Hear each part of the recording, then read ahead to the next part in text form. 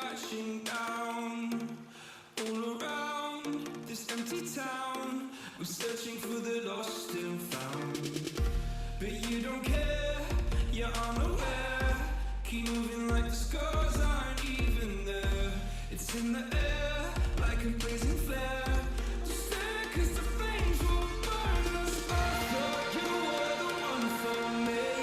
That's why I gave you everything.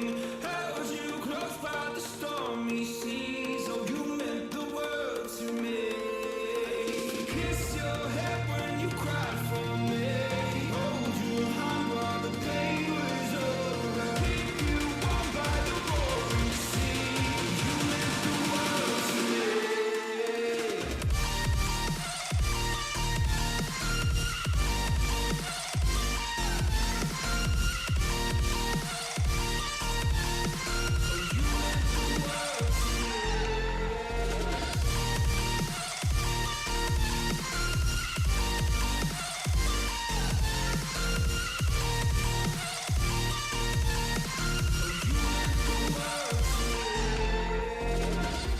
My darling dear, you're never here. When I'm in pain, you hide and disappear. Like shadows in the atmosphere, charting the stratosphere. Yeah. I prayed for you and kept you near, in hopes you'd chase away my fears. I'm on my own, you made it so, and now I'm chasing nightmares. I used to run with you through the great big leaves. Laugh at you when you laugh at me. Hope for us because I believe the home is just you and me. I thought you were the one for me. That's why I gave you everything.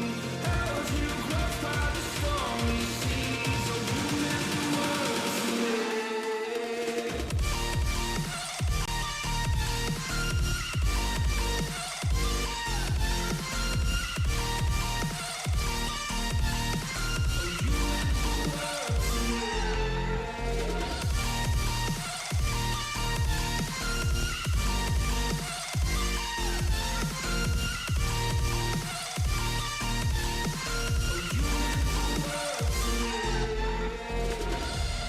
Oh, I'm gonna do this on my own. No point in blaming you, you did not know. Oh, I thought you were the one for me. That's why I gave you everything. Held you close by the stormy seas. Oh, you meant the world to me.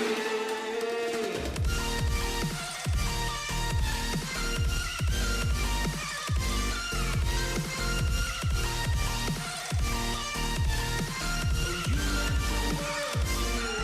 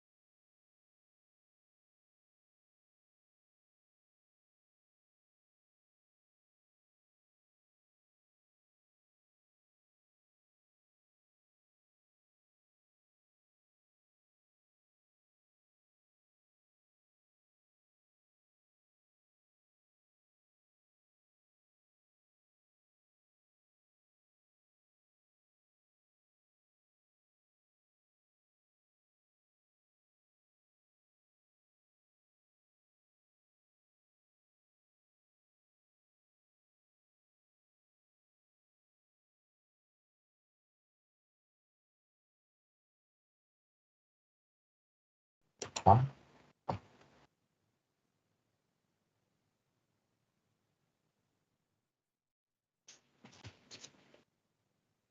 Well, hello, everybody. John, how you doing?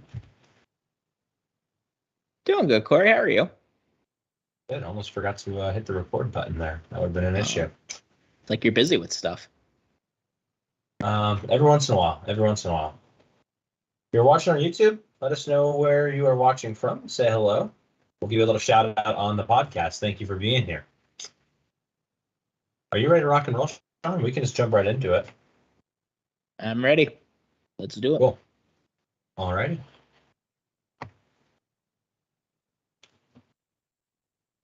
Welcome into Hardcore Penn State Football.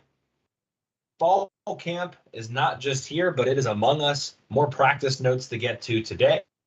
Penn State hosting an open practice this Saturday, which maybe I will be in attendance for. We've got the first ever trivia grid that we will be showcasing tonight.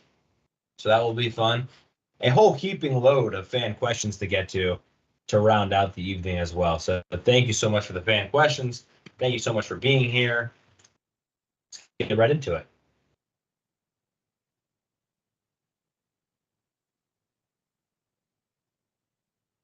Ah, man, I'll tell you what. Water tastes so good after dinner. Like all that sodium, just amazing. Yeah, it's a real cleanser. Okay. We can get started here in 3, 2, 1. Welcome into Hardcore Penn State Football. I'm Corey Listoki. With me, as always, the great Sean Kane. How are you doing today, Sean? Great, Corey. How about you? A lot of Penn State stuff in the news the past week, so I think we have a lot to get to this week. How are you? I'm doing fantastic. And happy hump day, of course. Yeah, so thank you for that. Yeah. We have a lot to talk about today. A lot to talk about in the world of conference realignment. I don't think we're going to go deep down that rabbit hole, Sean, but I think we'll talk about it a little bit. And I think we have some big news that we can't, come out and say today. Unfortunately, the plan was to say it today. That will happen in the near future. But I think socially, people could get a good idea of what's going on. What? Socially, they could understand it if they looked into it. What's going on? Nothing. Yeah.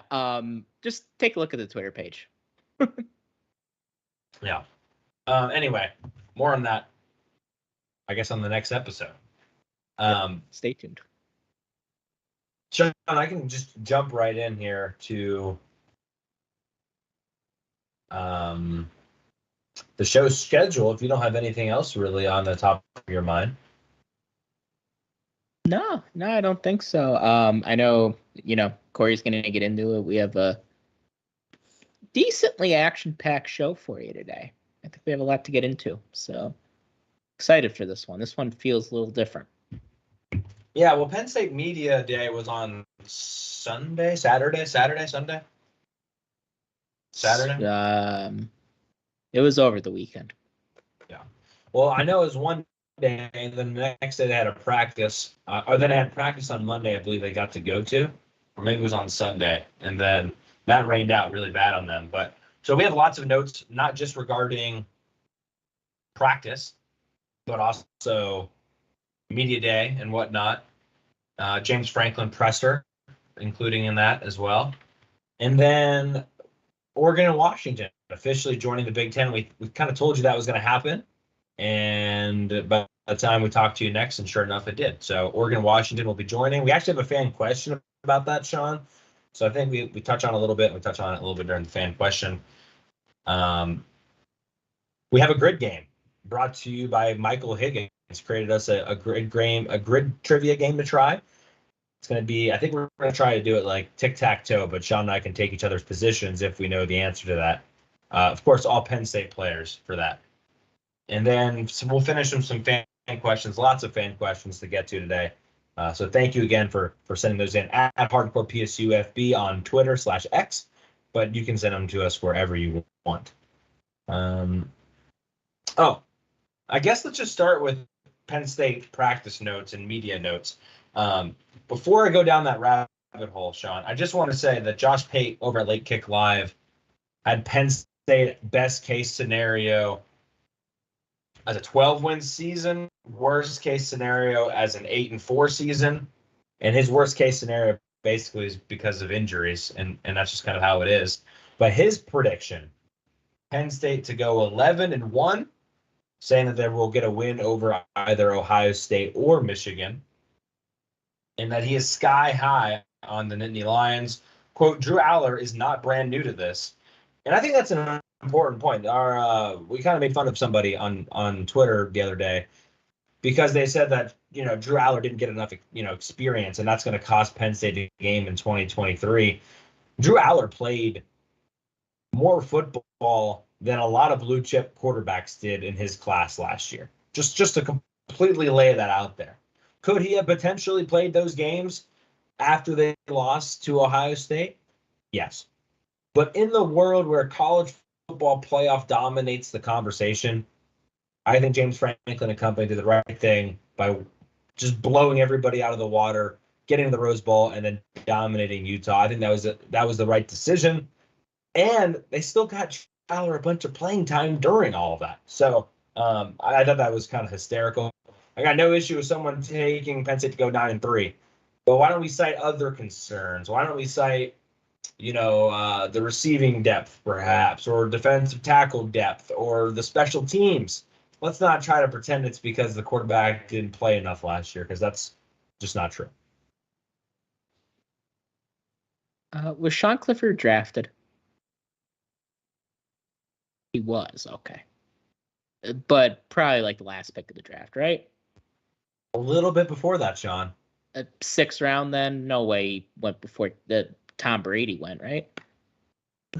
Yes. Oh, he went the 5th round. That's right. He went in the 5th round. So are you saying Sean Clifford's going to be better than Tom Brady? Is that what you just said? I mean, if he had an insulated system his whole career, like Tom Brady did, yeah, it was, Anyway, yeah. Look, Clifford. My point is, Sean Clifford is the second string quarterback of an NFL team right now. So he's better than I even gave him credit for. So that means he's certainly better than a lot of his haters gave him credit for. I always considered myself to be a Clifford moderate. And I think he's shown that he's got ability. I mean, hearing Matt LaFleur talk about how he's a natural thrower and that he, we knew he took a very business-like approach to the game, and nobody, you could say maybe nobody in college football was better pre-snap, but now that he doesn't have to worry about school anymore and his sole focus is football, he's really showing out. So, I mean, to say that Aller should have got more time last year, I mean, he got more time than just about any freshman quarterback in the country. Everybody points to Trevor Lawrence. I mean, it's the first name you always hear is, oh, well, Trevor Lawrence won the national championship as a freshman. That's an anomaly. And frankly, I don't think the team was ready to make a national championship run last year. And the team Trevor Lawrence took over for, Kelly Bryant, got them to the playoffs. So I think it was I don't really buy that logic. Like you said, Corey, I could see 9-3 possibly happening. We play 2 of the top 5 teams in the country. And could you trip up along the way against somebody else? Of course. Of course. But I don't think it's because Drew Aller didn't play enough last season either. Yeah. I didn't mean to go down too far that rabbit hole. But yeah, I highly recommend you check out Josh Pate's little clip there on that, because he spoke very highly of Penn State. He was up here in the spring. I would say go listen to it if you haven't already. The other big news that I think we need to mention right off the bat, broke by The Athletic, and that is defensive end Vilbert out for the season with an injury. Really unfortunate to hear that. Smith Vilbert just hadn't really caught very many breaks since that Outback Bowl where he had 3 sacks. Since then, just kind of a wide range of issues. And, it's not a position that's going to really hurt Penn State. But I kind of want to put that aside for a second because for the player personally, especially, just think about how excited you and I are for the season to get started. To get banged up right at the beginning of camp, I mean, that is, I'm sure it's a wave of emotions, but it's got to be incredibly frustrating. So our thoughts are with Smith Vilbert as he begins to recover. But Penn State is in a position of lots of depth at defensive end, Sean. Yeah, I think we actually talked about Smith Vilbert last week as a guy that's flying under the radar a tad. And definitely was going to be somebody who would figure in to be in that competition for the 5th and 6th defensive end spots. And we'll always remember that Outback Bowl, but last year he was unavailable, and then this year he's going to be out with injury. So it just sucks to see, because I think he was going to perhaps be on a bit of a redemption tour. But yeah, Zariah Fisher is definitely going to figure in. He's another guy that he actually played a little bit toward the end of the season unexpectedly last year. But he, I don't think, I think his best football at Penn State is yet to come. And, Amin Vanover, man. Yes, That's we our guy. love Amin Vanover. Sean Fitz had an interesting point about how Amin Vanover, to a certain degree, can be a 5 tech, can play a little bit more on the inside if needed. Zariah Fisher might play more than people realize, just because he can provide maybe a little bit more giddy up than maybe what Amin Vanover can. So, I mean, everybody wants to talk about Adisa Isaac and Chop Robinson. Well, they are going to have to come off the field at some point. I hate to break it to people. And so your 3 and your 4s are going to play. And having guys you can rely on in those situations is a big deal. So I think Zariah Fisher does offer something a little bit different than Vanover, but like you said, you and I are big Vanover fans. It's not just a size thing; it's a motor thing for me. I love Vanover as far as I feel like he doesn't stop. I think he's got a certain tenacity to him, and I think that shows up in his film. There's multiple plays last year that we pointed out during the season where, like, if this wasn't Amin Vanover, I don't think whoever else was in that position makes that play, just because he doesn't give up on plays. And that takes you pretty far. He's a CJ Alani. I'm telling you, man. It reminds me of him so much. I'm just the stature. But this is not the Amin Vanover show. Although we could change it. Hardcore Amin Vanover football. Why not? Why not?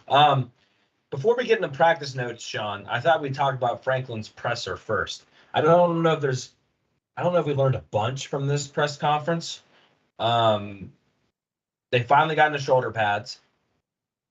He did mention the benefit of having the 3 coordinators back, offensive coordinator, defensive coordinator, and special teams coordinator, and how they're not teaching as much, except for the young guys, obviously.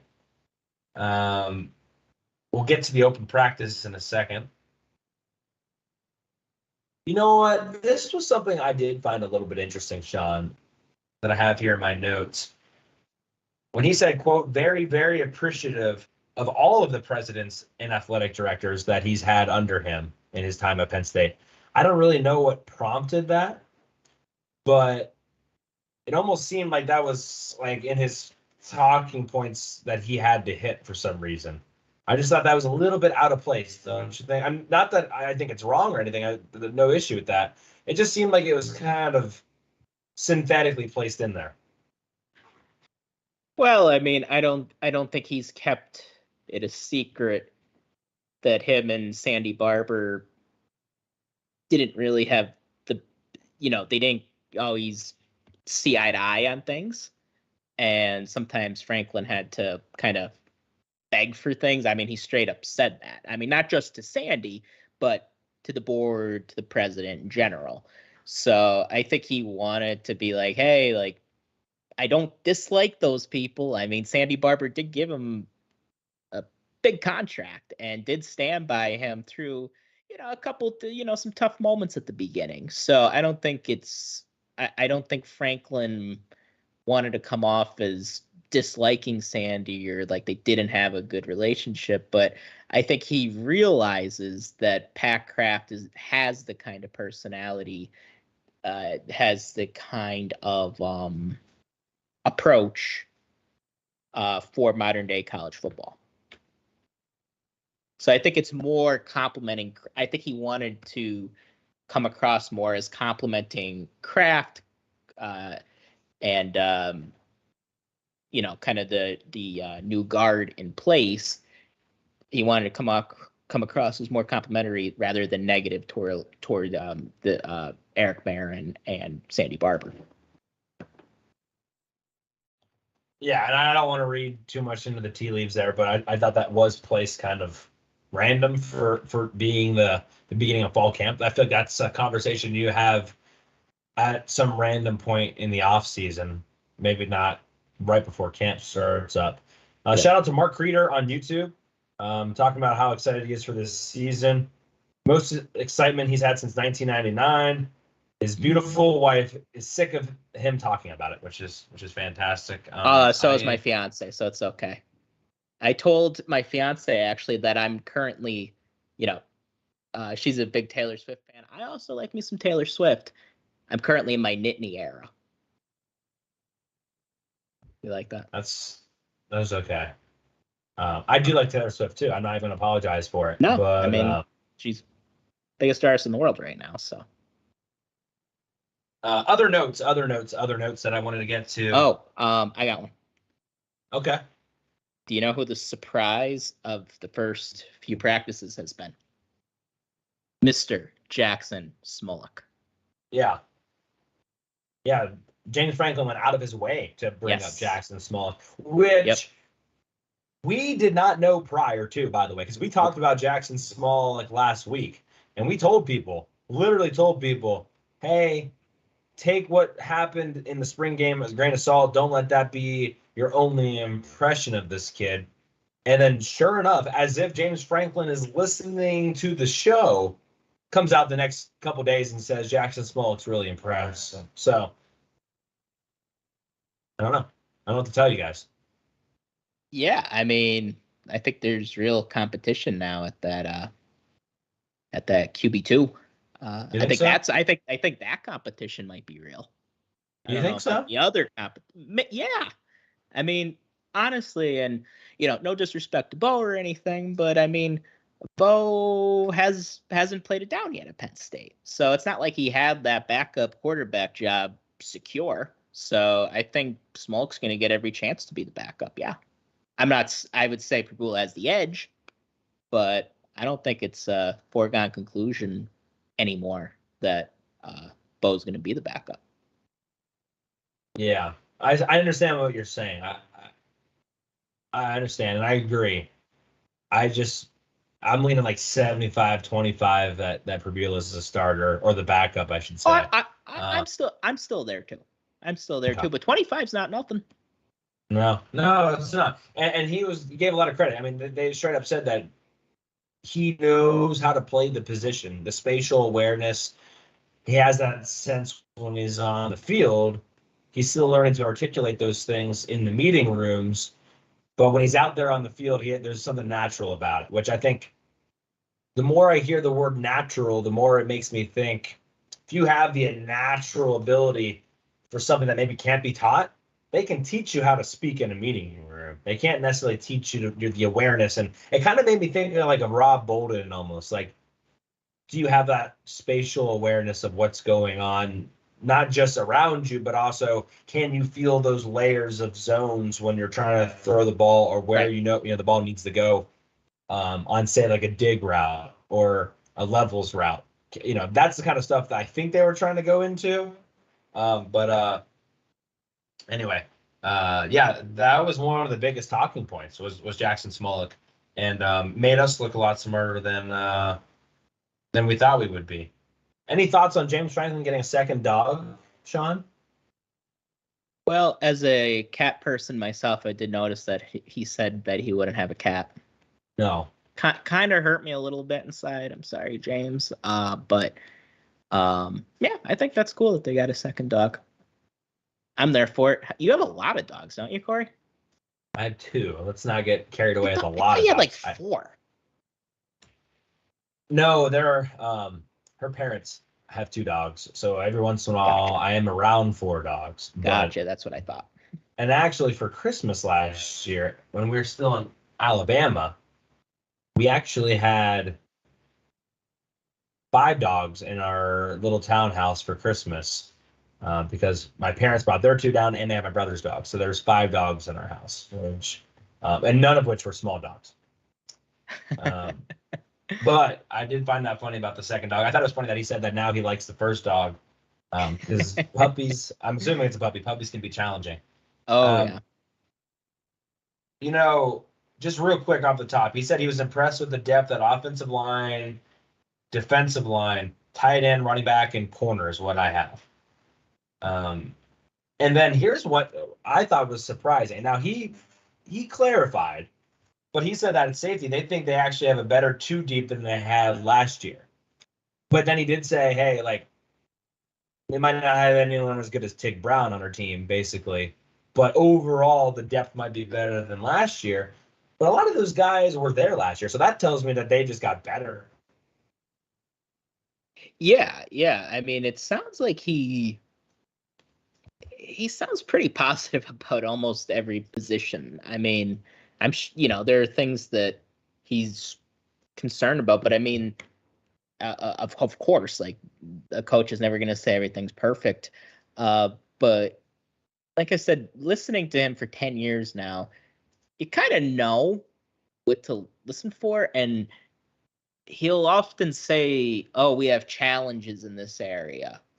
And the Franklin decoder is, that means we are not good currently at this area. And he really hasn't gotten into that at all. It's, yeah, we're replacing this guy, but we feel really good about, like you said, safeties. It's hard to replace Tig Brown. He's one of the best defensive backs to ever play at the school. But they feel really good about what they got. And, and middle linebacker, which admittedly I'm a little worried about, he doesn't seem it. And I think a lot of that has to do with the good things that we've heard consistently about Kobe King.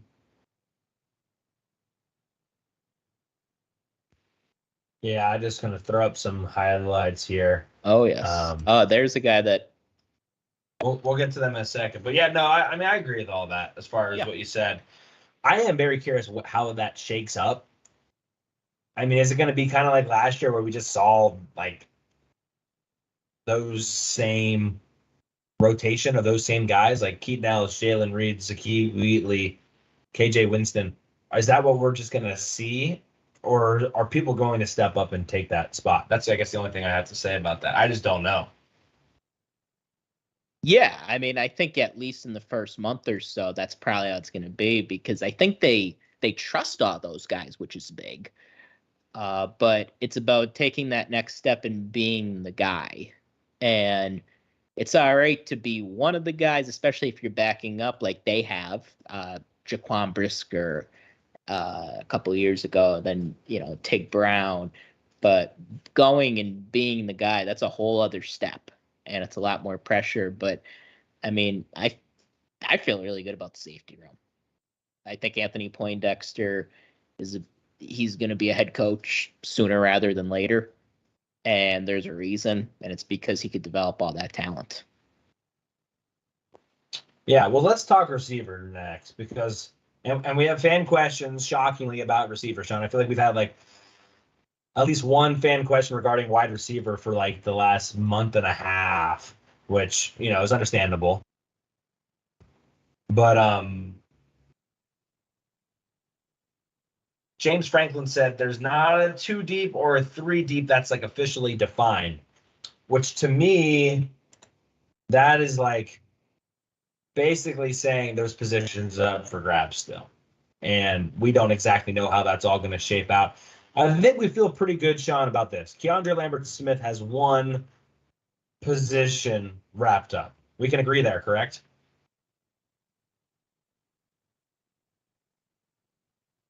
Sorry, I was muted. Yeah. KLS is And gonna then be one of the top guys. Yeah.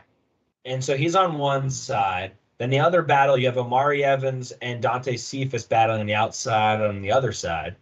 And then I guess Malik McLean fights into probably backing up Keandre Lambert-Smith maybe at this point. Right. And don't forget you have Trey Wallace too. So I guess I'd probably go Keandre Lambert-Smith being backed up by Trey Wallace. Then you got Dante Cephas and Amari Evans on the other side. And then you've got, and KLS can play on the inside too. Yeah. But then you've got Liam Clifford, you've got Caden Saunders, you've got Anthony Ivy, you've got just everybody. Yeah. Just everybody else. And so I don't think there is a defined 3 deep yet. I think the X factor that will make Penn State fans feel better, in my opinion, is Trey Wallace. Because if Trey Wallace, with his size, can take that next step, I think you feel pretty good going to battle with Keandre Lambert-Smith, Omari Evans / Dante Cephas, and Trey Wallace. If you have those guys, and then you just have your tight ends, you feel pretty solid about life. And then hope, say, a Liam Clifford, a Caden Saunders, another person emerges later on in the year. But if you can get 4 guys ready for West Virginia, you feel pretty good with the tight ends that you have. Yeah, if we feel good about 5 receivers, yeah, that's a win. Because there have been years, including years, Penn State's been good, had a good team, or maybe even a great team, that we only felt good about 2 receivers. Think about, heck, even last year, KLS was pretty inconsistent through most of the year, and we obviously felt really good about Tinsley, and we felt really good about Parker. But for long stretches in the year, that was about it that we felt good and comfortable about. In that, and the way I look at good is trusting them against the Michigans and Ohio States of the world. And I think another guy who's been getting a lot more coverage lately, and who's going to factor in at that with Harrison Wallace, is Malik McLean. And Malik McLean, the Florida State transfer, like I said, it feels like he kind of got lost in the shuffle there a little bit in the spring. It seems like every time we see something from practice, there's Malik McLean going up and making a catch. So I'm curious to see how he factors in, because he's that big, tall receiver that really Penn State's been looking for probably the past few years. Harrison Wallace flashed a little bit last year, but I think there are times that we could have him and Wallace on one side, him on the other, and then have KLS in the slot. Because KLS, the one good thing about him is he does have position versatility. So I know he can play on the slot. I know he can play on the outside. So I think that's going to give us some stuff to play around with. And I think the same thing with Cephas. Yeah, I feel good about his versatility. Yeah, I was just about to say the same thing. Cephas was like a slant master when he was at with the Golden Flashes at Kent State. So he can definitely come over the middle if you need him to as well. So if you have that, you can just go to the John Donovan goal line fade every play, Sean, if you really want to, with Trey Wallace and Malik McLean. Correct. With those 2 guys, you could. And there isn't 0 chance of anything happening. You have a lot of options in the red zone at this point. And between those guys that we've mentioned right now, and you talk about, just go back to 2021 when Tyler Warren made that amazing catch against Michigan in the end zone. Just, he has the size to do it. Theo Johnson obviously does. I think people are going to be impressed with Khalil Dinkins, and we haven't even talked about Rappelier. So you've got a lot of options there. I don't want to. I guess I'm going to change the conversation a little bit because speaking of weapons in the red zone, it made me think of something that was brought up the other day on the Late Kick Live show.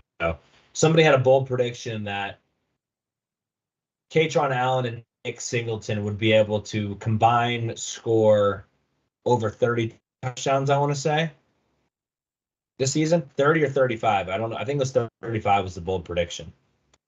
And I can pull up how many they had last year real quick. But it's actually not that far-fetched. And I thought it was kind of an interesting story about just in general what the offense is going to look like. So Nick Singleton had 12 rushing touchdowns. Katron Allen had 10. So that's 22 right there. And then I think they both had one receiving one, if I remember correctly. Katron Allen had one.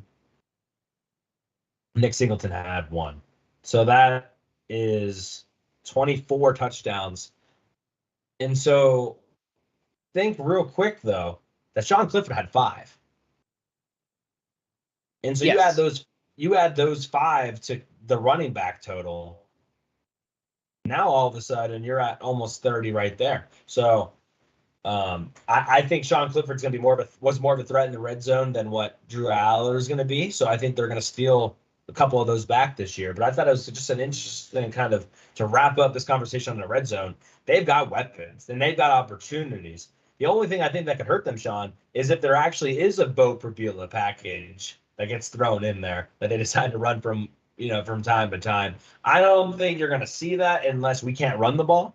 Because remember, 2 years ago they had the Ty Warren package that they didn't go back to because they were actually able to run the football. So if they're able to run the football, I don't think you'll see as many gimmicks.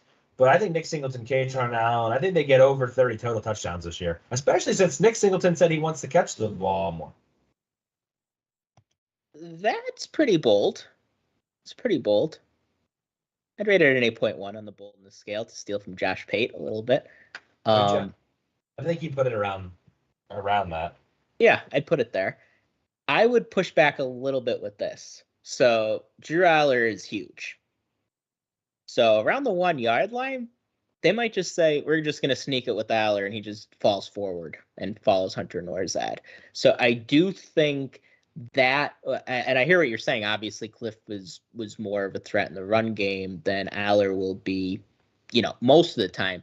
But around the goal line, I mean, it's going to be very tough to stop Drew Aller, being that he could really just take the snap, reach his big arm over, and there's a touchdown. So I do think that'll steal a little bit from it. But here's something to think about that I think could get them to 30. I'm counting on Katron Allen to be a little faster this year. Penn State running backs tend to get faster. And Nick Singleton was already, I'm sure you'd agree with this, Corey, he was faster than Saquon as a freshman. Like freshman Saquon versus freshman Singleton. Singleton's faster. So I'm assuming he'll get a little faster, but I'm expecting Katron Allen to pick it up a little bit this year.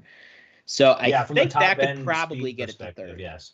Yes. Yeah. So there were times that Katron got taken down from behind last year that I don't think will happen as often this year. Yeah. So yeah, no, I'll buy the 30. I'll buy it. Okay. Good. It's happening. Okay. Other practice notes. We haven't talked special teams a lot, Sean. I wanted to talk special teams a little bit. Xander Zahadak is kicking first. I don't think that necessarily means he's first team. Remember, we had this conversation around here this time last year, and we were like, please, Xander Zahadak win the job because we didn't want Jake Pinniger to get the job. And Jake Pinniger actually ended up being pretty consistent. So we had a little bit of crow there. Yeah. Sean Fitz said something interesting on BWI the other day, that the talent is there from a kicking perspective, that just the consistency isn't. And we've heard that from Xander Zahadak before. And so I just don't, I hope it's not as severe as this case, but it reminds me of the Alex Barbier situation where he was supposed to be a really good kicker and he had a really powerful leg. In fact, one time for a PAT during warmups, he kicked it over the net, but he just couldn't consistently make good contact with the ball. I'm worried a little bit if that's what's happening to Xander Sahadak, and that to me is again not something you really. I feel more questionable about kicking this year than last year because Jake Pinniger we knew could at least get streaky and be good. Right now, I don't think we have any idea what to expect. Yeah, I mean, we knew where Jake struggled, and that was at the right hash. I mean, he just couldn't figure it out. And last year, to his credit, he kind of did. And it wasn't like, here we go, right hash. He's going to push it. So he did kind of figure it out last year. So that's a big credit to him. I would say Sahadak, like you said, he was taking first team reps. Interesting too that they now are able to now they have 2 whole field goal units where previously they didn't. And I think Tyler Donahue said on the 24/7 pod that when they were at practice they brought all the media around, so there were about 3 dozen people, and Franklin was squirting the balls with water, and he would do stuff. There's a video out on Twitter, I believe. He would do stuff like right as they're about to snap it, blow the whistle, and just getting in their heads, which is Franklin's been doing that since he's been here. So I think it's a good way to just gauge how they do in difficult situations. And the 24/7 pod guys said they did well. Sahadak kicked well. So like you said, I think it's a lot about consistency with Sander because leg talent's there. I mean, we remember last year they were talking about how he could just boom the ball. And he's so good he could be so good at times from 40 plus, but it's just about consistency. And I'm hoping that him and Stacey Collins could, get that going. Of course, though, that's why they brought in Falcons to provide that competition. So I don't think he'd be there. I don't think they would have went and got him in the portal if they didn't expect him to compete. Right. And then I just want to mention punting real quick. Riley Thompson, I think, might have a little bit of the edge there. But, again, it's the same thing. Talent is there. Consistency is not. Nate Bauer had a kind of an alarming point regarding punting.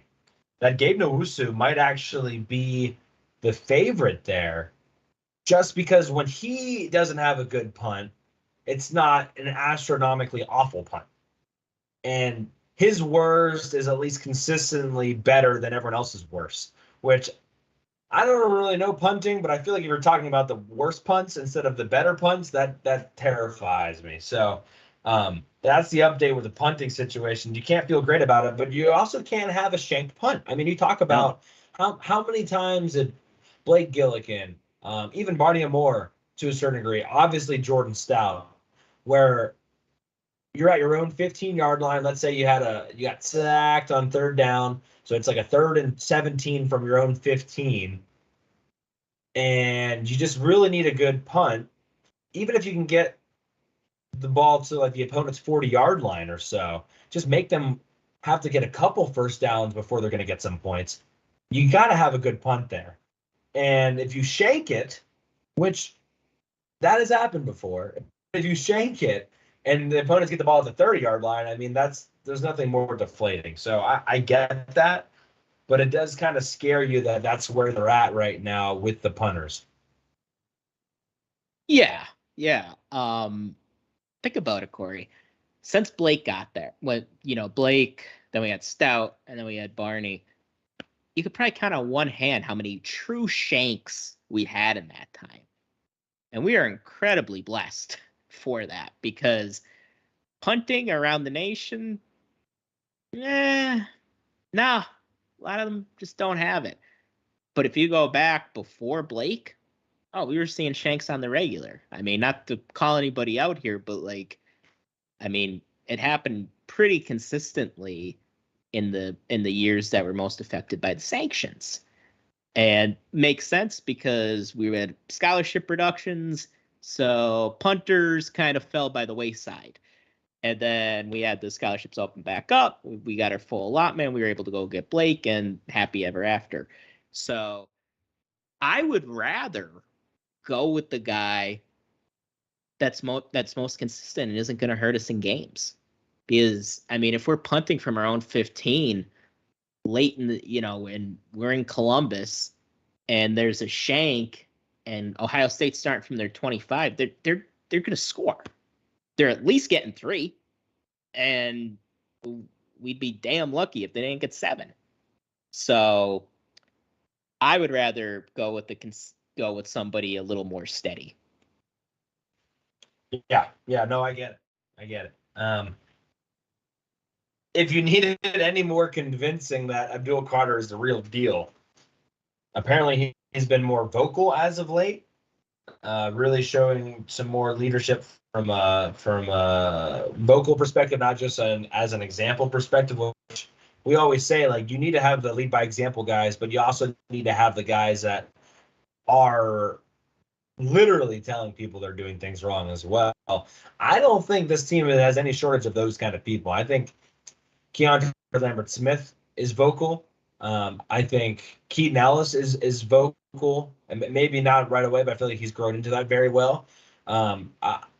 I think Curtis Jacobs actually is a little bit more quiet, but I think Abdul Carter will fill that void well. Defensive end, defensive line, I think you're still looking for someone to be a little bit more vocal there.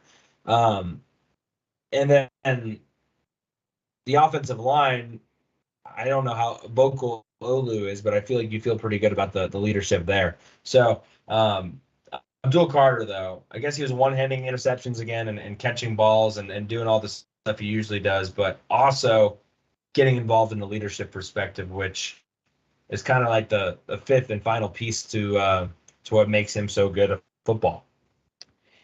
Yeah, I mean, I think Josh Pate actually highlighted Curtis Jacobs, his character, and talked about what a good dude he seems to be.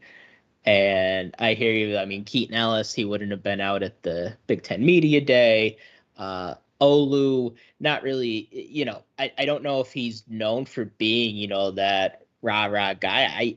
But I mean, he's another lead by example guy. Abdul Carter. I know you started with him. When we talk about dog and having that dog in him, he's got that dog. And now that he's talking, he's telling people where to go, where to be.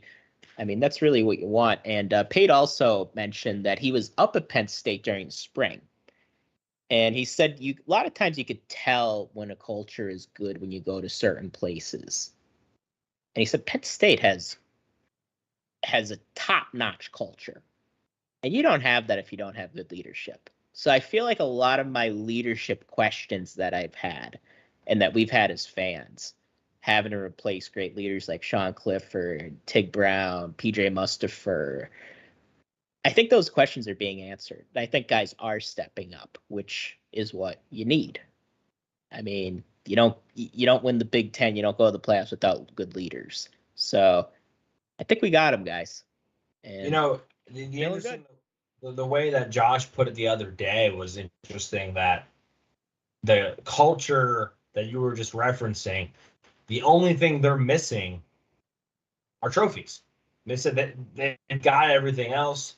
The analogy he used, which I love, was you kind of have to build the kitchen before you can cook something in it. And so you can, people want to have all the best food in the world prepared for them, but they don't necessarily want to, pay for the kitchen that is needed and required to do that. And Penn State's got that kitchen, and just got to make sure to pull the pies out when they're done and don't let them burn. Another questionable note, Sean, that we have to mention, offensive guard Landon Tangwall was not at media day. We don't have an update for exactly what's going on there. Believe JB Nelson would be the likely replacement. Obviously, Tangwall is still probably coming back, although we thought he was pretty much to 100% during the spring game, so hopefully there's no setback there. Obviously had that non-contact injury in warm-ups before the Michigan game, so got to pay attention here because not only is Landon Tengwall an experienced player and also a dependent on player, he's also a versatile player. He can slide out to the outside if you need him to. Thankfully, Penn State has more depth than, say, a year or two ago, but he does provide that versatility. So hopefully we'll find out more about Landon Tengwall, and he'll be out there soon. Yeah, I mean the BTN guys who were at practice a couple days, I think yesterday, they were talking a little bit about the offensive line, and they highlighted how they think the offensive line could be a strength, and I think that's very possible. And they talked about, and I'm preaching the choir here. You guys all know this. Running back was never an issue at Penn State, but the offensive line was, and we couldn't run the ball when we wanted to run the ball and put the game away. And they seem to think a lot of those offensive line questions are answered. But if we don't have Landon Tengwall, that interior offensive line makes me a little worried, a little bit. I thought Sal Wormley had a pretty good year last year. Same thing with Hunter Nourzad, but Nourzad moves over to another position. He's replacing a guy who got drafted in the second round, and Drew Scruggs. So if you don't have, in the event that you don't have Landon, I mean, yeah, that's really going to hurt, because I think he was the guy that at least I have felt best about going into this year on the interior. But we've heard nothing but good things about Vega Ione, and JB Nelson, when he played last year, he was impressive. So hopefully it's not a big deal, and Tengwall is back before the season starts. Yeah. Yep. I have two more notes, and they're both about true freshmen. The first one, someone that we've spoken about a bunch on this show, and that is linebacker Tony Rojas. He's competing a little bit with our boy Dom DeLuca, go by his sauce. But he's already competing with Dom DeLuca, and Dom DeLuca, experienced vet as far as knowing where to be. I just think Tony Rojas has so much upside and fluidity to his game that, yeah, he's we've already said it before, but he's going to play a lot of football for Penn State. So no surprise there. We've talked about him a bunch the last 2 weeks. But one person we haven't spoke about, Sean, is safety King Mack, who allegedly is turning some heads too. A little bit smaller guy compared to maybe Dakari Nelson, but could play some safety, could maybe play some nickel and dime. It just seems like he's finding a way to get himself on the field early. So King Mack, another name to pay attention to this next couple of weeks or so. Yeah. I mean, King Mack is one of the best athletes on the team. He's lightning quick, and he was fantastic high school safety, and I think he could definitely factor in at that nickel spot. Will he burn his red shirt?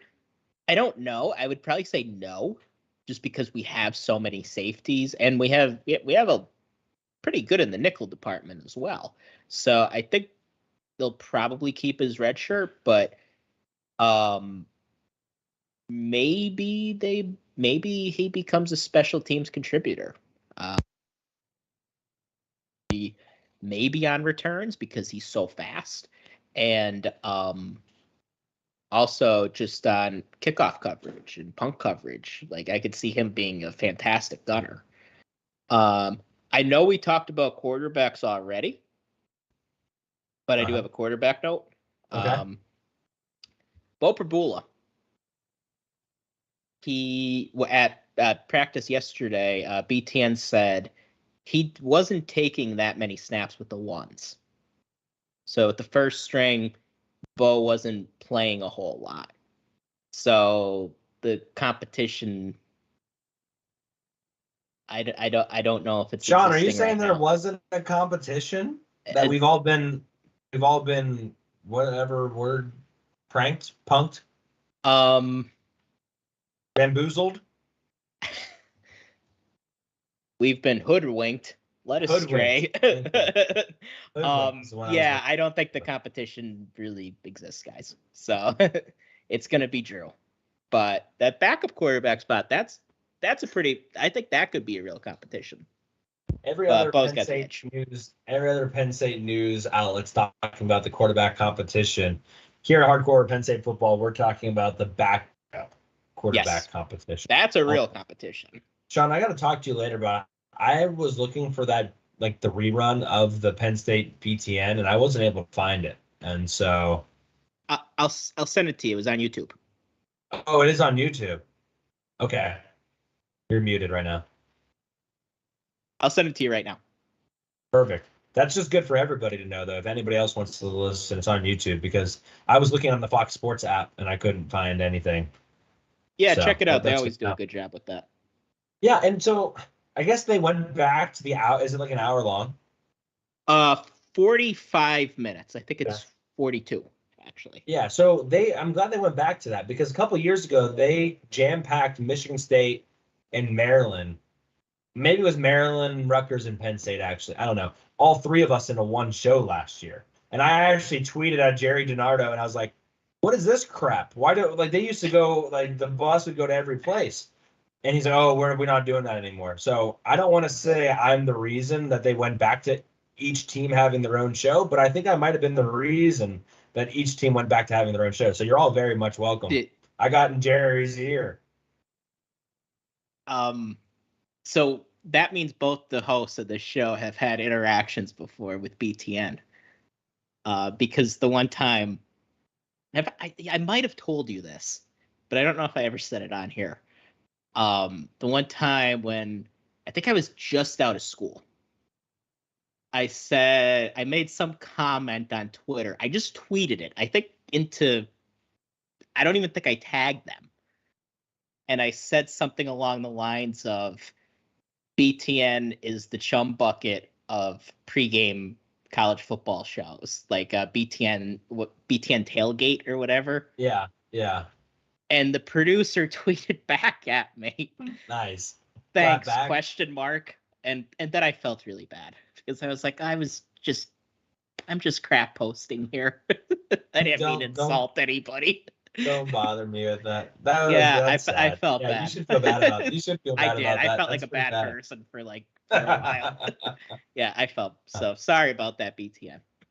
Did you get tweeted at by Urban Meyer's wife when she was saying that Marcus Allen's blog was illegal? Were you a part of that Twitter storm? I know our friend Jello was, though. I think Jello's blocked by Shelly Meyer.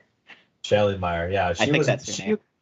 She really went down the rabbit hole on like what is a legal block, field goal block, and what isn't.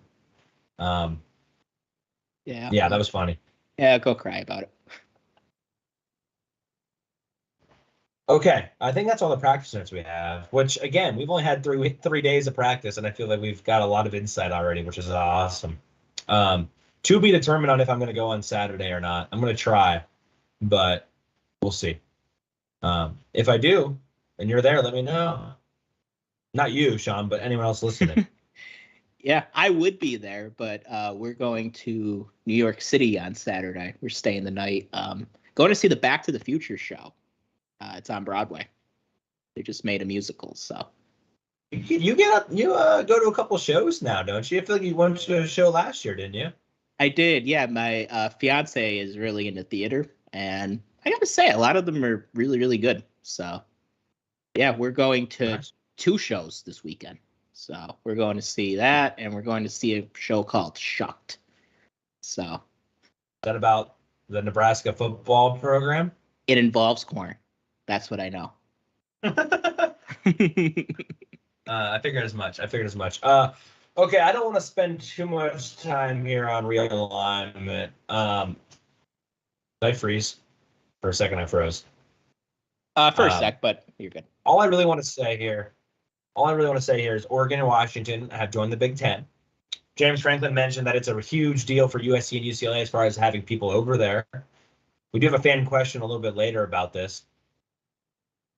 I don't think, and we said this last week, I don't think you're going to see much more movement from the Big Ten anytime soon.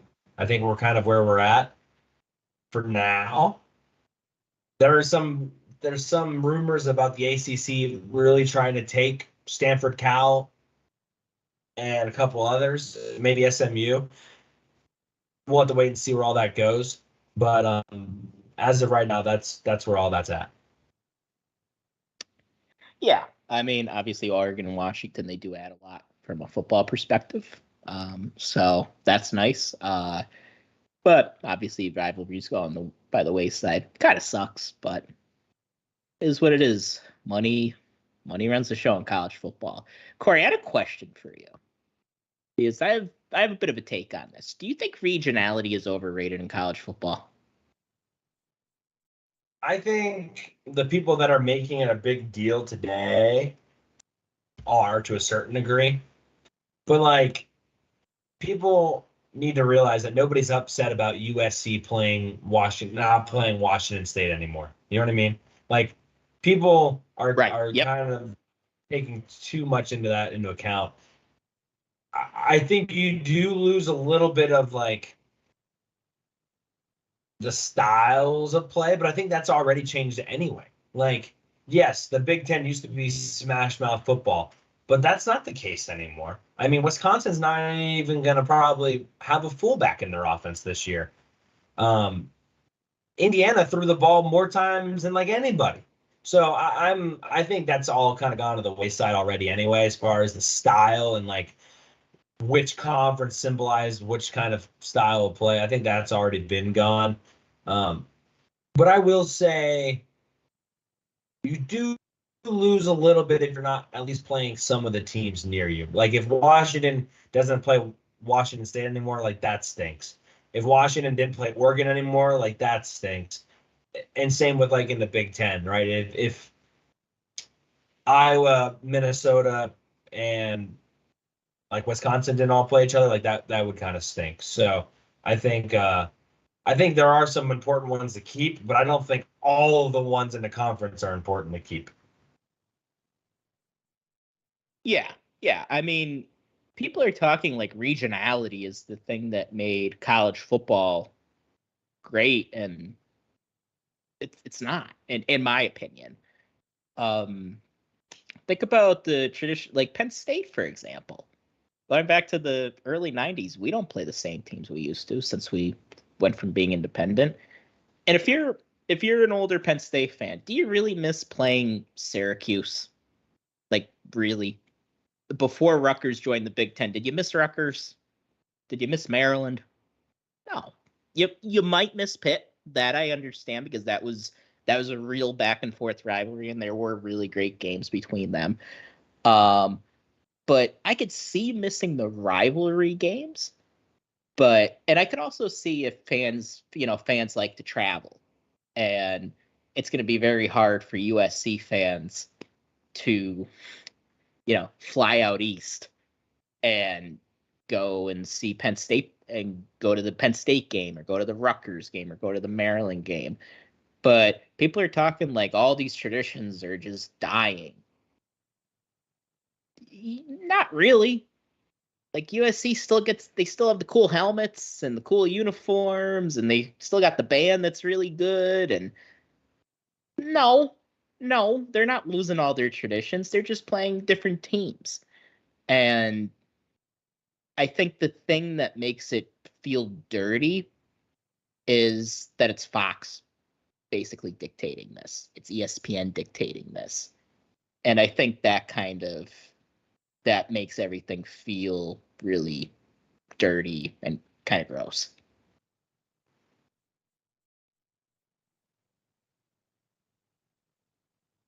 Yeah. I mean, I agree with you. Maybe not to the same severity, but I agree with what you're saying. I think it is a little overrated. Open practice. Last thing I'll mention: open practice on Saturday.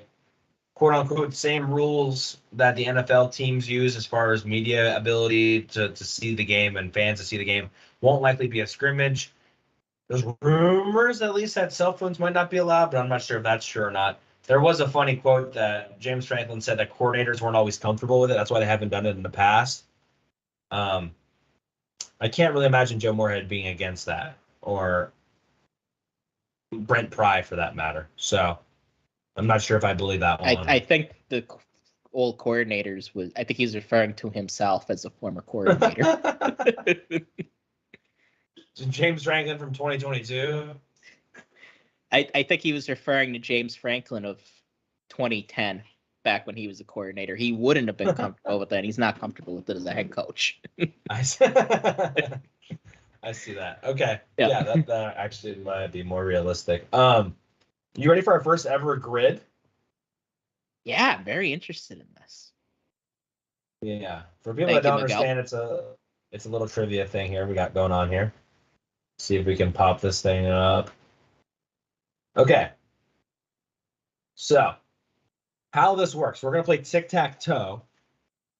And obviously you have to have something line up with those two things. That ring is a Penn State Big Ten championship ring.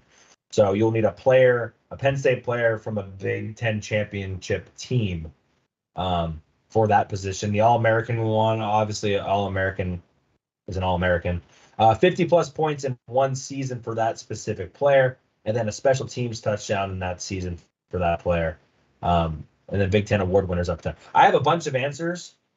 And so I don't know how we're going to, we might be able to rally, a bunch off here, and we can just stop it whenever we want to.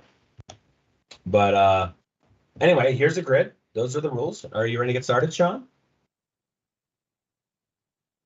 Yeah, let's do it. Obviously, anyone who gets 3 in a row will win. So you have to find one for that area, I guess. So I'll be X's, I guess, and you can be O's. How about that? Sounds good. See if we can do this. Ooh, look at that. Yeah. I like it. All right. Sean, I'll let you go first. How about it? All right. So I have to find. Okay. I think I know what to do. So special teams TD. Yeah. Big Ten championship ring. Yeah. I'll go. We just say the player, right? Yeah. Derek Williams. That's a good one. All right. I thought you were going to go somewhere else with that. So, okay. Oh, and if you get it wrong, obviously you don't get anything. And so the other person can capitalize on that. And 30 points in one season. I'm sorry, Corey. Does that count quarterbacks or no? That's 50 points. 50 points. Okay. Yep. Okay. I'm going to go.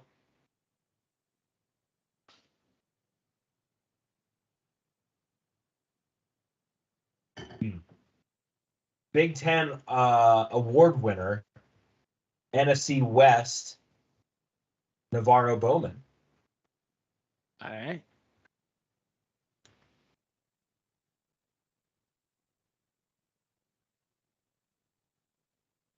I'm going to go NFC West, Big Ten champion, Michael Robinson. Nice. That's a good one. Well, I guess I shouldn't say anything. Michael Higgins is actually here, who made the grade. He said no quarterbacks unless they ran them in. All right. So there you go. Fair enough. I think I can actually do this again. Can I go Navarro Bowman, All-American NFC West? I'll give it to you. I'm looking here. I don't know if he was an All-American. Was Navarro Bowman an All-American? I want to say he was. I know when we did the list, I definitely knew this. He was all Big Ten, but I don't think he was All-American. He was robbed. Okay, so I do not get a little X. Wait, I don't want you to win that quickly. Yeah, I'm not going to. Okay, good. Yeah, I'm not going to. I should have probably thought about that a little bit more. No, you're good. Yeah, I'm not going to do that. All right. I will go.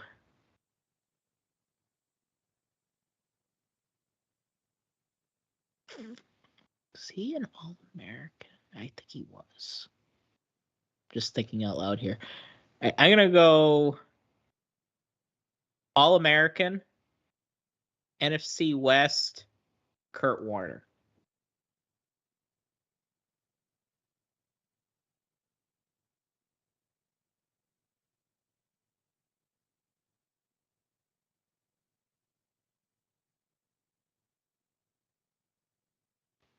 I realize that's me. I have a list of the ones that are correct and are not correct, but I don't want to go through it because I might give you some more answers. And he was an All-American. Good. Okay. Yep, just wanted to 50 double plus check. points in one season and the Big Ten championship ring. I think I'm just going to go safe here, and I'll just go Saquon Barkley. Works for me.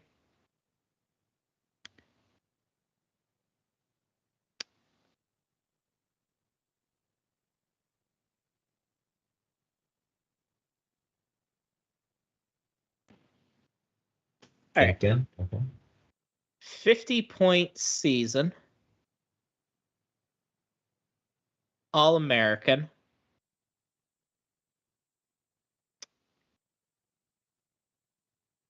Kajana Carter. That's a good guess. Let me make sure he was an All-American. But I'm 99% sure he was. He was a Heisman finalist. All right. Consensus Special All-American. teams- Yeah, I'm good. Special teams touchdown and an All-American.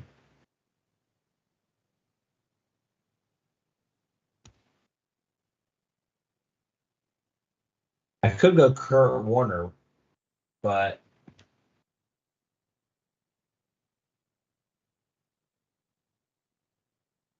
I'm gonna go.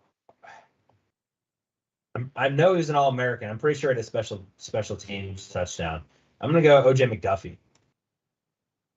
I'm like 99% sure he has special teams touchdown. You're probably right. Let me see.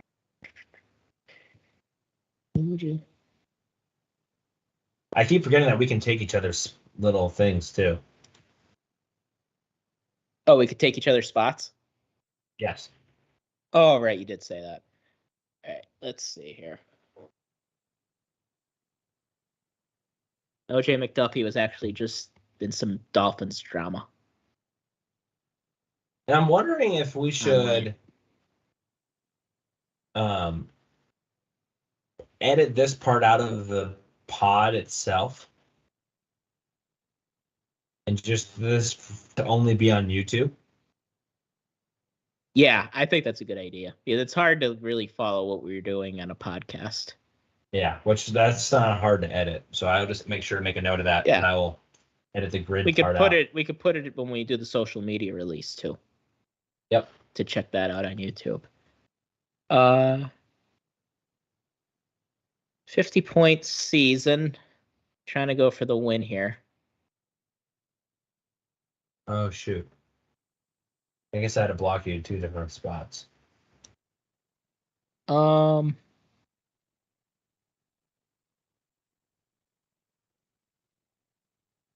We could, if you use somebody, I could use them again, right? Yeah, I think so. Okay. I'm gonna go 50-point season. Saquon Barkley, Big Ten award winner. Yeah, I assume that's got to be right. Yeah, I think he won an award. I think he was Offensive Player of the Year in the conference. I can look right now. Yeah, I'm looking to him. Yeah, yep, he did it. There's actually some interesting ones, and we can actually just go through these really quick. We can give you some answers. Higgins did a lot of research on all of these, so I'll just run through these real quick. So that first cell, Brian Milne, Bobby Ingram, Joey Jurevicius, Kim Herring, Michael Robinson, Deion Butler, AQ Shipley, Justin King, Brett Brackett, Wow. Navarro Bowman, Josh Hall, Nathan Stubar, Trace McSorley. I didn't even think about that. Kevin Givens, Nick Scott. So there's a bunch there. Yeah, Kevin Givens. Cell 2, Michael Robinson, who won the Offensive Player of the Year award. Allen Robinson, wide receiver, player of the year. AQ Shipley, offensive line player of the year, and Jimmy Kennedy, defensive line of the year, all in the NFC West.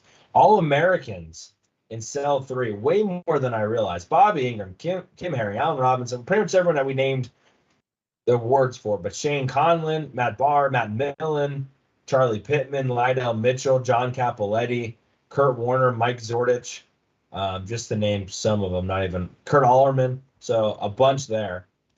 50 points in one season, and also a Big Ten champion, Kajana Carter, Brett Conway, Kevin Kelly, Deion Butler, Evan Royster, Daryl Clark ran enough of them, I guess. Tyler Davis and Chris Godwin. Big Ten award winner, 50-plus point season.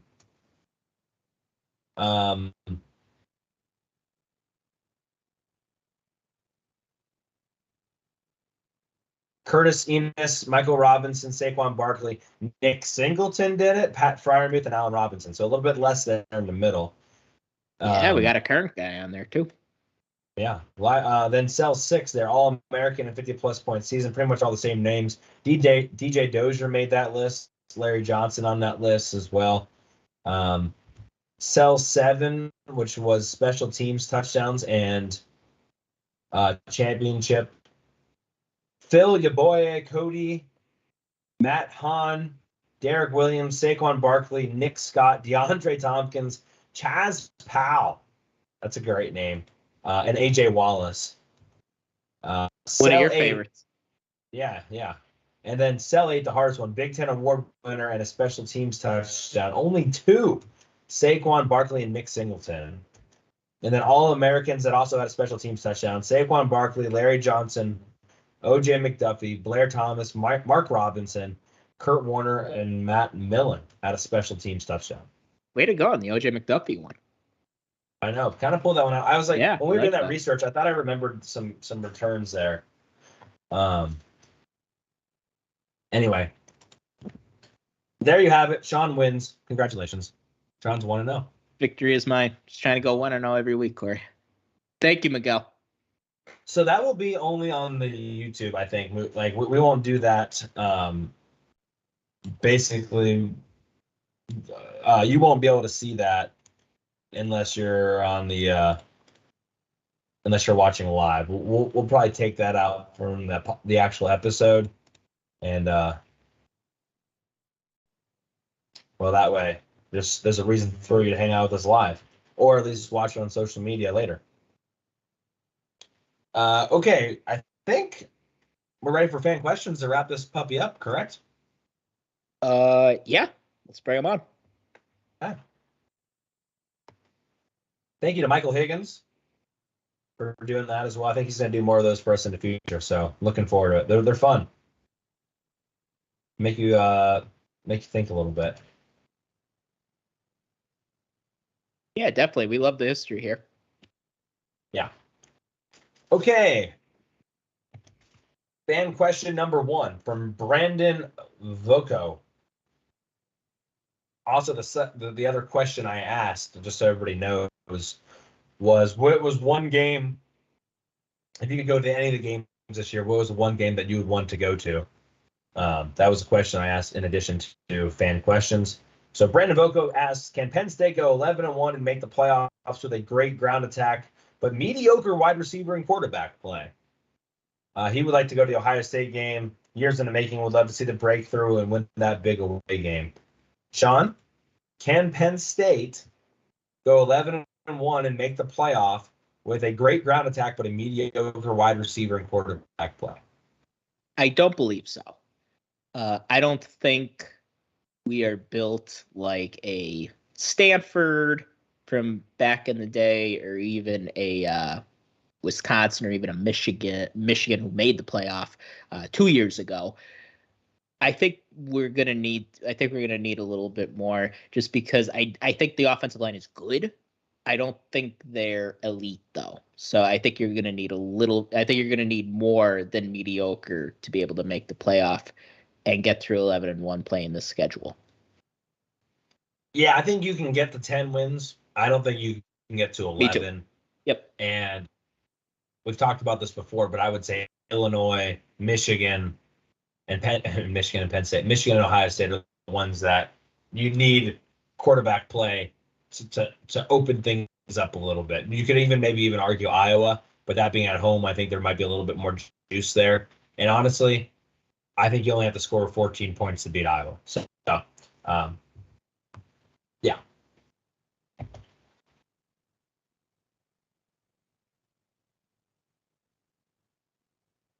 Next question is from Sean Kane, our very own host.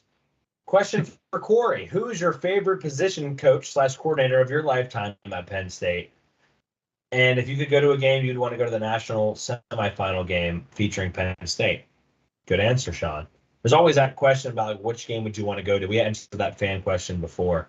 I don't know how I don't say Joe Moorhead here. I've told that story before. I knew that. Yep. Showed up to my house, signed some autographs for me, didn't know who I was. As just, I don't want to say a friend, but has been a friend of the pod. So Joe Moorhead, pretty obvious answer there. Obviously, he's a great football mind as well. Love how he's able to take chances and just to go out and do it. He's a player's coach. So Joe Moorhead, I think, is the obvious answer. Coach Spence, Coach Chaos, Sean Spence, he defensive line coach for a while. Now he's at Florida. He was really good with the Nittanyville campers and had a bunch of energy. And so if I had to have a second person, I would say Coach Chaos. What about you, Sean? Yeah, I mean, I should have put you can't say Gielmo because I knew you would say Gielmo just because, I mean, number one, he was a great coach, and number two, he was, really, really good to you. I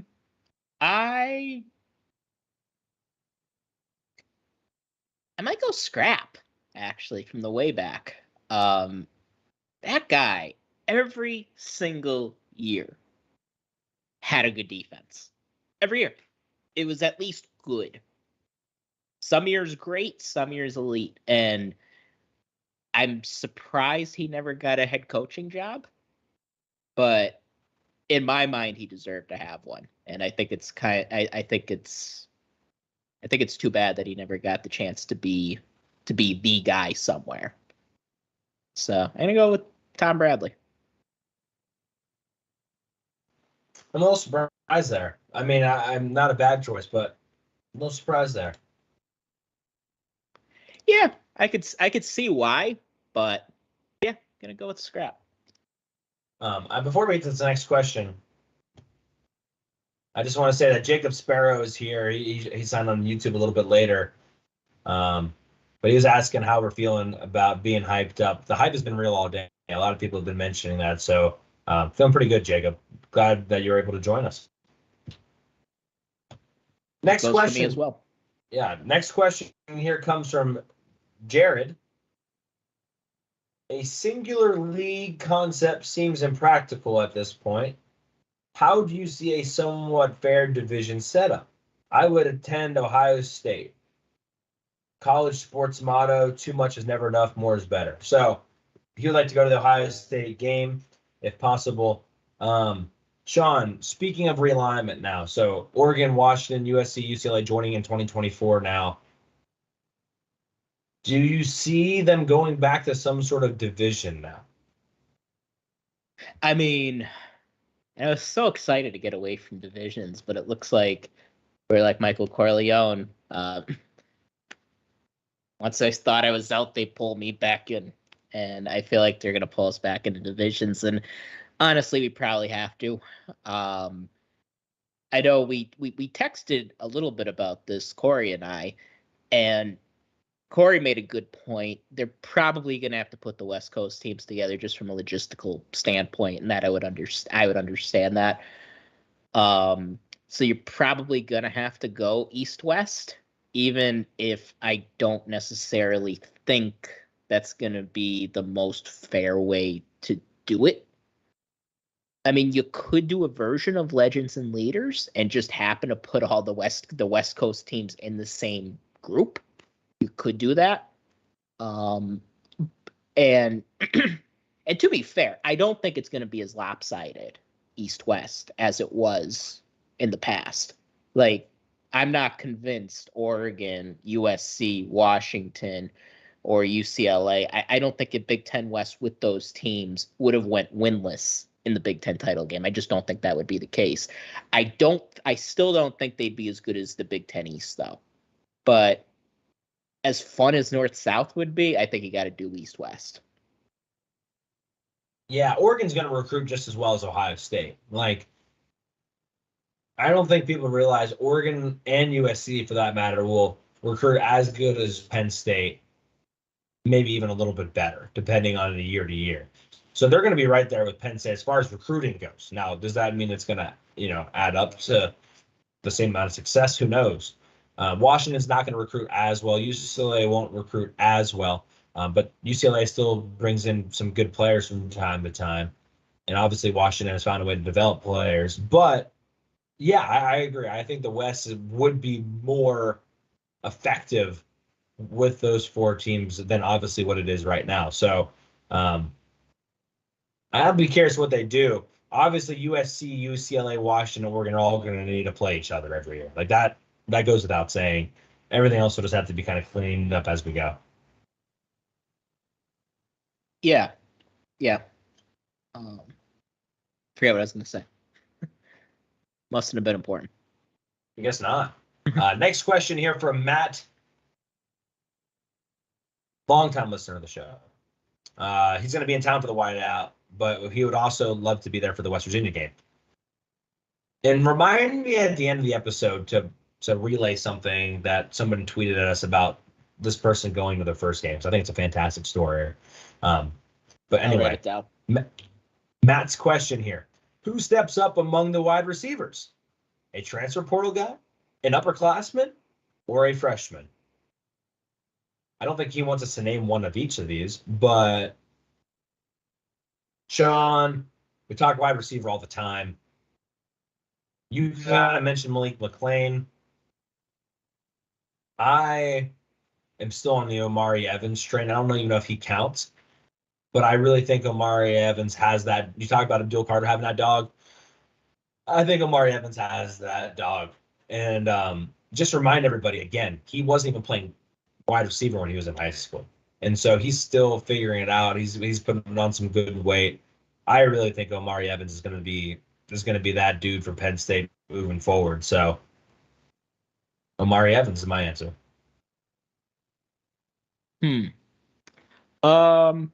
Like we talked about Malik McClain today. I'll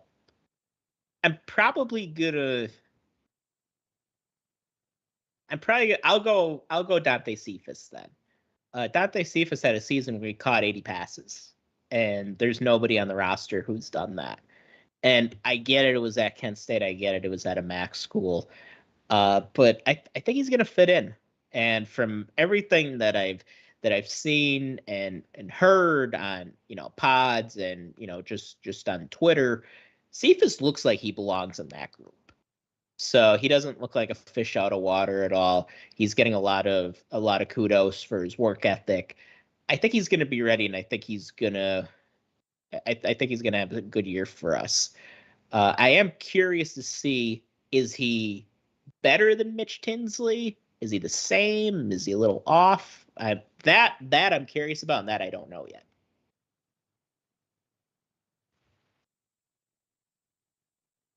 Very curious to see how, like, once Dante Cephas gets his feet under him, where he could be a guy who just takes off once in the second half of the year. We just don't know. And I think that's still a learning curve for all of us as far as what you expect from transfer portal guys. Sure. Especially, I feel like, defensive end position, like take Chop Robinson. Like, yeah, you got some things you got to learn. At the end of the day, you got to go rush the quarterback. It's football. Just go play football. But I think wide receiver is a little bit different than that. So I think there's a little bit more learning for those guys. Yeah, different kind of athletes you're playing against. Next question here comes from Sean.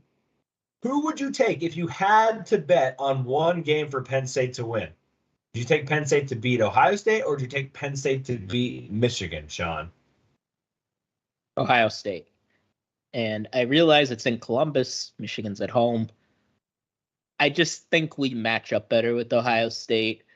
And I think this could be the year that Ohio State, dare I say, cover your ears in Columbus.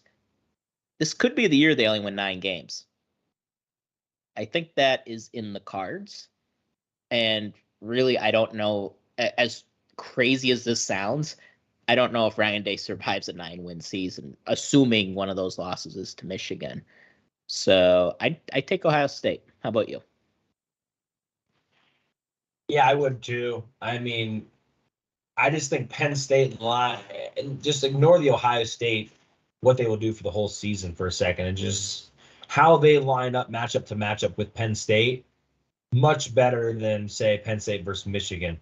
Penn State's defensive ends versus those Ohio State offensive tackles, which they still got to figure out who those guys are going to be. That makes me excited. Thinking about, Penn State was able to run the ball pretty effectively at times during the Ohio State game last year. You expect they'll be able to do that even a little bit better this year.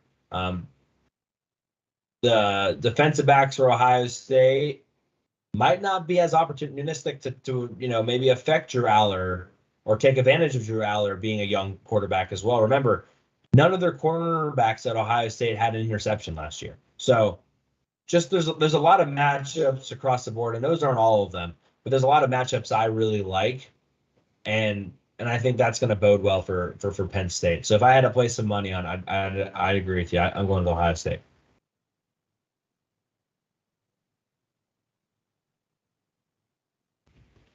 Final question here today. Our Scats has been just dropping a bunch of questions, so we appreciate it. Our Scats, his question is, been seeing nothing but championship level predictions for Michigan, and maybe the most draft picks ever. Is there really that much of a talent gap between Penn State and Mrs. Harbaugh's third favorite team? Sean, I guess I can start by just saying, I don't think so. I don't think talent is the reason why Michigan's getting those championship level predictions that you mentioned, and Penn State isn't. I think it's an experience thing. You look at what Michigan's bringing back; they have a lot of experience at positions that matter. Obviously, quarterback. They still have a bunch of experience. Obviously, at running with Corum and Edwards. Offensive line, although they lost a couple pieces, they still have a lot. Wide receiver maybe being their only question mark. I think defensively, there's not a bunch of crazy awesome names. Maybe you have an argument there for Penn State having a little bit better defense. But I think experience at the quarterback position is always going to get you somewhere. And again, their team last year got to the playoff. So there's going to be a little bit of a benefit of the doubt for a Michigan team instead of a Penn State team that's coming with a new quarterback, regardless of how you feel about Drew Aller. No doubt. Do I? And I pretty much agree with everything Corey said. Do I think the talent gap is that big? No, I don't. If you look at just raw recruiting rankings, Penn State's right there with Michigan. But it's about knowing how to win. And I think this Penn State team does know how to win, but knowing how to win at that next level, getting to that next level. And Penn State has been banging on the door to that elite level. Michigan kicked the door in, and they slayed the dragon that is Ohio State, and they beat them the last 2 seasons, and they won the Big Ten the last 2 seasons. So they're going to get the benefit of the doubt going into the season, going into this year. Is that everything? Of course not. I mean, you gotta play the games. And Michigan, before they beat Ohio State, before they won the Big Ten, the whole thing was, I mean, there were a lot of people who thought Harbaugh failed at Michigan. Harbaugh nearly got fired at Michigan before they ended up doing it. So it's just a matter of going and doing it. But until that happens, yeah, Michigan's going to get the benefit of the doubt over Penn State. That's just the way it is right now. Thank you for all the fan questions at Hardcore PSUFB. You can DM us there, Instagram, wherever the case may be. We'll get them, and we'll read them. I want to finish with something tonight. I don't think I'll be able to actually pull it up. Probably could if I really tried, but I'm not going to try. But it just kind of goes to show how awesome college football is. And the season's about to start, and we're really excited about a lot of things. But I think it's sometimes to really put things in perspective, right? Like Sean and I are very fortunate enough to get to go to Penn State, been to a lot of games, but not everyone is as lucky. And I was just blown away, and I'm also very excited for this guy. And so I just wanted to highlight, and I don't think I'll be able to pull it up. I actually, you know what? I probably could. Let me see if I can pull it up because I think it's worth showing it on here if I can.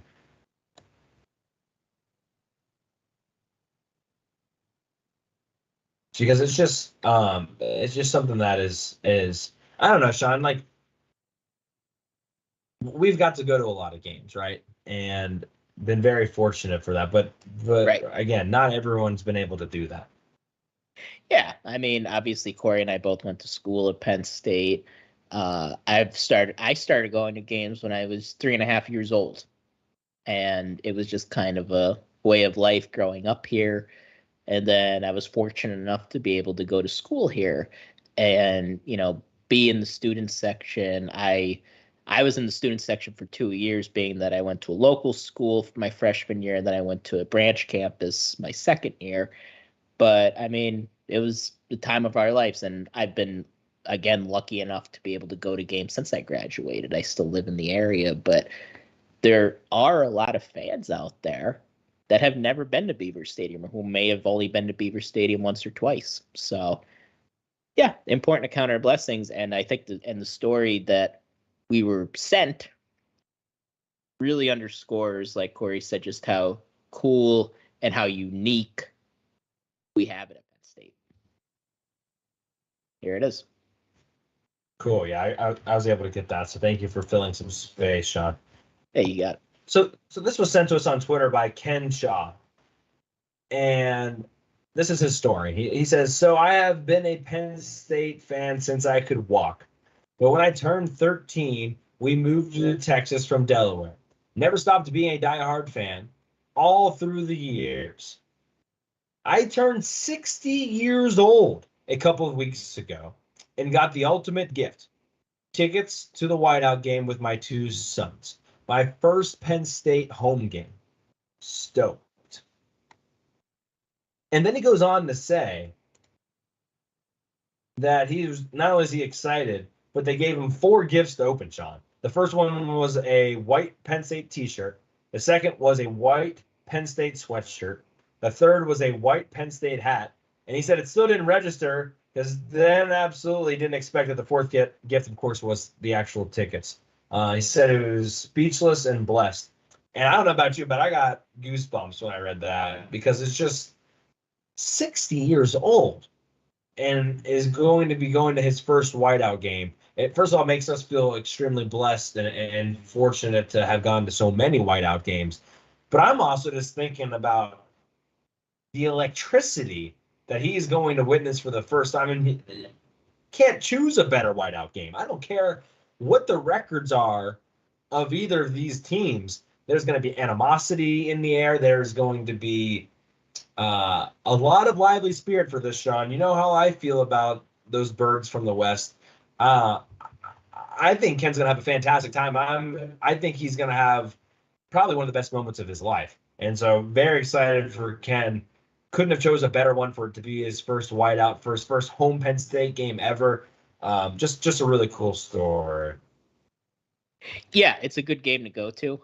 Sometimes people get introduced slowly, like they'll go to the Delaware game as their first game. But if you're if you're first up, blessed enough to be, here 60 years even, you should at least go in some style.